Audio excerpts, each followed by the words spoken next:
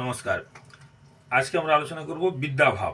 হাতের রেখায় কোন কোন চিহ্ন থাকলে কোন লাইনে পড়াশোনা হবে, এই নিয়ে আজকে আমাদের আলোচনা। দেখুন, হাতের মধ্যে এটা হচ্ছে বুধের স্থান, কনিষ্ঠার নিচে বুধের স্থান, অনামিকার নিচে রবি স্থান, মধ্যমার নিচে শনি স্থান, তর্জনের নিচে বৃহস্পতি স্থান। এই জায়গাটা হচ্ছে শুক্রের স্থান। বৃদ্ধাঙ্গুলির নিচে এই সাইডে হচ্ছে শুক্রের স্থান এবং এই জায়গাটা হচ্ছে চন্দ্রের স্থান। আর এটা হচ্ছে মঙ্গল, এখানটা মঙ্গল, এই জায়গাটা মঙ্গল। তো যদি এই রবির ক্ষেত্রটা বেশ সুরল হয়, সুন্দর হয়, পুষ্ট হয় এবং একটা সিঙ্গেল রেখা থাকে এবং মধ্যমার এই প্রথম পর্ব এটা যদি এরকম সরু লম্বা হয়, দীর্ঘ হয় এবং সরু লম্বা হয়, একটু এই অগ্রভাগটা একটু যদি সরু হয়, একটু অগ্রভাগটা একটু সরু হয় এবং লম্বা হয়। বৃদ্ধাঙ্গুলটা যদি এত মোটা নয়, একটু ক্ষুদ্রাকৃতি হয়, একটু ছোটো বৃদ্ধাঙ্গুলি হয়। আর এই মঙ্গলের স্থান থেকে যদি কোনো রেখা, এই মঙ্গল থেকে কোনো রেখা যদি রবিতে যায় বা এই মঙ্গলের স্থান থেকে যদি কোনো রেখা রবিতে যায় এবং এই রেখাটা যদি আবার এই পর্বটা অতিক্রম করে, তাহলে এইসব ব্যক্তিরা ইঞ্জিনিয়ারিং লাইনে পড়াশোনা করতে পারে। ইঞ্জিনিয়ারিং লাইনে পড়াশোনাতে ভালো হয়। তাহলে কী কী হতে হবে? শনির আঙুল লম্বা হবে এবং শনির প্রথম পর্বটা একটু সরু টাইপের হবে।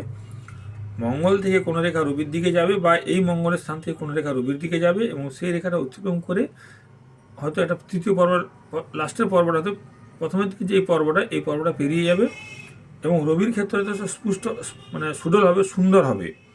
তাহলে ওই ব্যক্তির ইঞ্জিনিয়ারিং লাইনে পড়াশোনা অবশ্যই হবে। এর সাথে যদি শিরোরেখাটা এইভাবে নিচের দিকে চন্দ্রের দিকে ঝুলে আসে, যদি এতটাও আসে, এটা না আসে এই পর্যন্তও আসে, যদি শিরোরেখাটা চন্দ্রের দিকে ঝুঁকে যায়, তাহলে এই ব্যক্তিরা কিন্তু শিল্পী হন বা সাহিত্যিক, কবি এই টাইপের হয়। এরা খুব বেশি চিন্তা ভাবনা করে, মানে এইসব জগৎ নিয়ে এদের কাজ বেশি ভালো হয়, শিল্পী হাত এরকম টাইপের হয়। আবার এই রবি স্থানে যদি এরকম রবি রেখার সঙ্গে কোনো ত্রিকোণ চিহ্ন থাকে বা আলাদা করে যদি কোনো ত্রিকোণ চিহ্ন থাকে, তাহলে এই ব্যক্তি ইঞ্জিনিয়ারিং লাইনে বা শিল্পী বিদ্যায় যথেষ্ট খ্যাতি লাভ করে থাকে।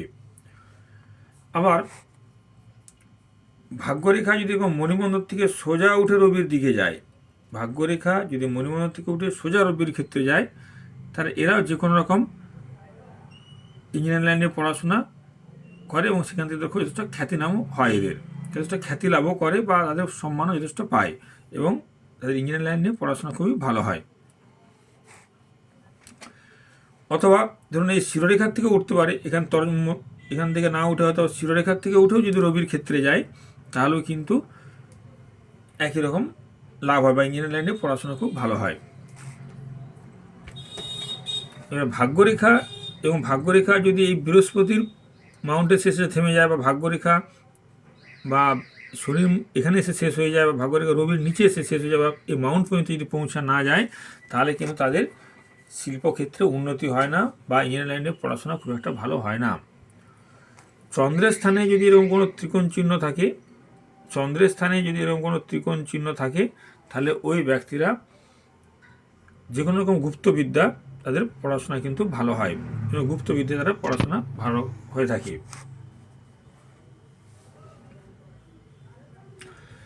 আবার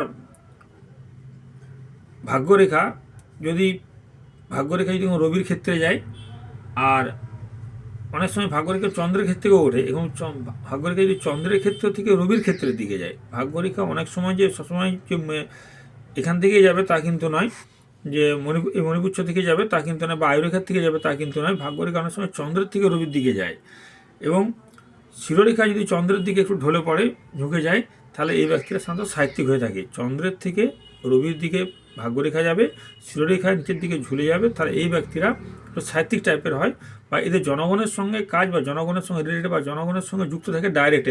এরা কিন্তু কবি সাহিত্যিক হতে পারে।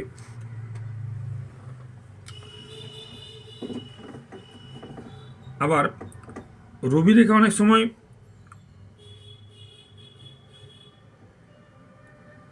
এরকম আয়ুরেখার থেকে যে এখান থেকে উঠতে হবে তা নয়, আয়ুরেখার থেকে যদি রবি রেখা উঠে এরকম রবির আঙুলের মধ্য পর্যন্ত যায়, আয়ুরেখার থেকে কোনো রেখা উঠে যদি এরকম রবির আঙুলের ভিতর পর্যন্ত যায়, তাহলে এই ব্যক্তিরাও কিন্তু ভালো ঔপন্যাসিক বা নাট্যকার হতে পারে। বুধের ক্ষেত্রে এরকম ছোট ছোট রেখা থাকলে এবং বুধের মাউন্টটা যদি সুডল হয়, সুন্দর হয়, তাহলে এরা ফিজিক্স কেমিস্ট্রিতে ভালো হয়। বুধের আঙুলটা সুন্দর, এই জায়গাটা ফোলা থাকবে এবং ছোটো ছোটো রেখা থাকবে, তাহলে এরা কিন্তু কেমিস্ট্রি বা ফিজিক্স এই জাতীয় পড়াশোনাতে কিন্তু ভালো হয়। আবার যদি আঙুলগুলো দার্শনিক চিহ্নযুক্ত হয়, আঙুলের পর্বগুলো এগুলো যদি একটু মোটা মোটা, এই পর্বগুলো যদি একটু মোটা মোটা হয় এবং এই চন্দ্র এবং বুধ এবং শনি এই তিনটা মাউন্ট যদি খুব ভালো থাকে, তাহলে এরা কিন্তু অঙ্কে খুব ভালো হয়। চন্দ্র, বুধ এবং শনির মাউন্টগুলো সুন্দর থাকবে এবং যদি দার্শনিক হাত হয় এবং হাতের এই পর্বগুলো একটু গাঁঠালো হয় এবং একটু বড় হয় গ্রন্থিগুলো, তাহলে কিন্তু ব্যক্তিরা অঙ্কে কিন্তু ভালো হয়। আর হাতের আঙুলের এই নখগুলো যদি একটু ছোট ছোট হয়, হাতের আঙুলের এই নখগুলো যদি একটু ছোট ছোট টাইপের হয়, এই নখগুলো একটু, হাতের আঙুলের নখগুলো যদি একটু ছোট ছোট টাইপের হয়, বেশ সুন্দর হয়। এবং বুধের ক্ষেত্রে যদি এরকম সুডল সুন্দর থাকে এবং এরকম ছোটো ছোটো রেখা থাকে, তাহলে এই ব্যক্তিরা কিন্তু খুব ভালো সমালোচনা করতে পারে বা পত্র পত্রিকার সম্পাদক বা সম্পাদিকাও হতে পারে। আবার যাদের হাতে দেখুন শুক্রবন্ধনী থাকে, এটা আমাদের শুক্রবন্ধনী, যাদের হাতে শুক্রবন্ধনী থাকে এবং রবি রেখা এবং স্পষ্ট সুন্দর থাকে এবং চন্দ্রের ক্ষেত্রটা বেশ উচ্চ হয়, তারা কিন্তু সঙ্গীতের ক্ষেত্রে বা গান বাজনার ক্ষেত্রে যথেষ্ট খ্যাতি লাভ করে থাকে। গান বাজনা বা এই জাতীয় শিল্প জগতের সঙ্গে তাদের সুনাম অর্জন হয়। হাতের মধ্যে এবং শুক্রবন্ধনী থাকবে এবং সঙ্গে একটা সুন্দর রবি রেখা থাকবে, তাহলে এবং চন্দ্রের ক্ষেত্রে উচ্চ হবে, এখানে কোনো কাটাকুটি থাকবে না বা সুন্দর থাকবে, তাহলে এই ব্যক্তিরা সঙ্গীত জগতের সঙ্গে যুক্ত থাকবে এবং তাদের যথেষ্ট খ্যাতি নাম হবে। আবার অনেক সময় দেখুন এরকম আয়ুরেখার থেকে ছোটো ছোটো রেখা বেরিয়ে বৃহস্পতির দিকে গেছে এবং আয়ুরেখার থেকে ছোটো ছোটো রেখা বেরিয়ে অনেক সময় বৃহস্পতির দিকে যায় এবং এই রেখাগুলো সোজা সোজা থাকে, তাহলে এই ব্যক্তিরা পরীক্ষার ক্ষেত্রে যথেষ্ট ভালো সাফল্য লাভ করবে বা পরীক্ষায় ভালো রেজাল্ট করবে, তার থেকে অনেক উপাধি লাভও হবে। যদি আয়ুরেখার থেকে রেখা বেরিয়ে সোজা বৃহস্পতির ক্ষেত্রে যায় এবং রেখাগুলো যদি সোজা সোজা হয়, তাহলে এরা ভালো সুপণ্ডিত হবে বা পরীক্ষাতে রেজাল্ট ভালো হবে এবং তার থেকে তারা যথেষ্ট উপাধিও লাভ করবে।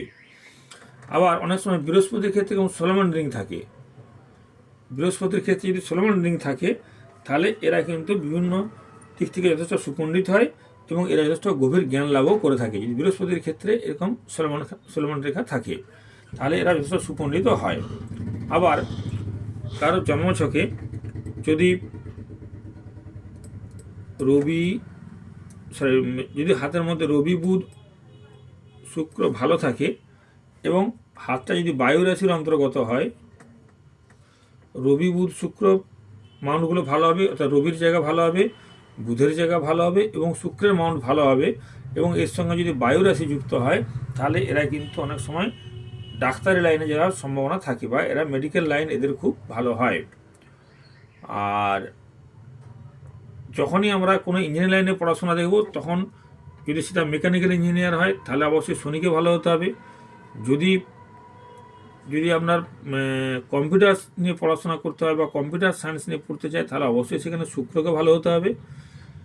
আর যদি ইলেকট্রিক ইঞ্জিনিয়ারিং হয়, তাহলে কিন্তু মঙ্গল ভালো হতে হবে। যদি কেউ টিচিং লাইন নিয়ে বা কোনো ল নিয়ে পড়তে চায়, তাহলে অবশ্যই তার বৃহস্পতি ভালো হতে হবে।